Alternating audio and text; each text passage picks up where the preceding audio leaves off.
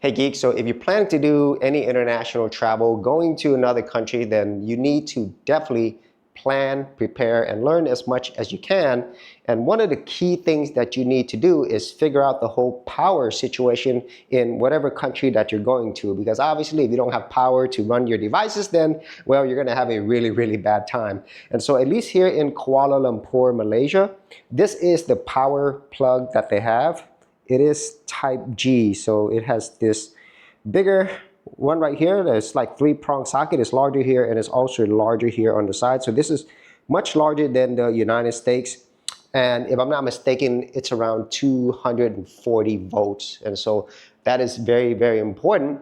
And then the one thing that is different here is the way that the power works, okay? So typically the switches, if you push it up, it's gonna actually turn it off.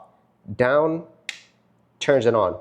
But there's one thing here that I did not know about. It's this thing called 20A. I'm assuming that's 20 amps. So let me show you why this is really important, because whenever I came in, I have no idea what was going on. And this is something that is going to be really important in this type of climate. So I'm going to go ahead and turn this on.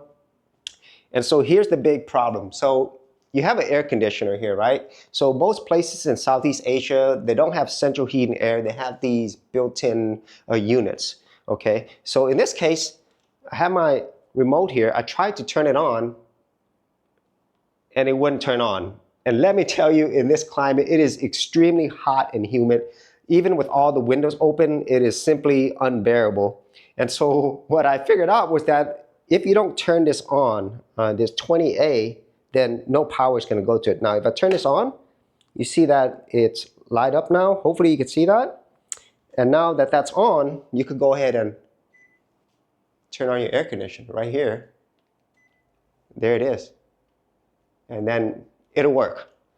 And so if you don't turn that on, you're going to be in a very hot, humid, and really, really uncomfortable environment. So just turn the 20A on, and then you could use these devices. And it's not just for things like the air conditioners, just whatever else has this, it might need it. Like for this bathroom right here, there is ventilation here. So if I try to use it, it won't work unless I turn on the 20 amp, and then it'll come on. So hopefully that helps you if you are traveling here to Kuala Lumpur, Malaysia.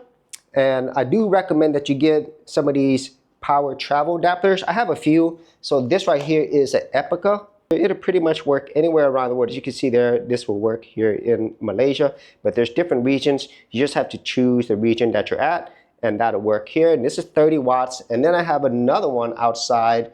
It's a TESSAN adapter, and that actually has 65 watts. So let me show you what I have right here. So here is my TESSAN adapter. So then I could power my devices here. And so hopefully all of these things will help you if you are planning to travel here to Kuala Lumpur, Malaysia, or just anywhere in the world. Just be prepared.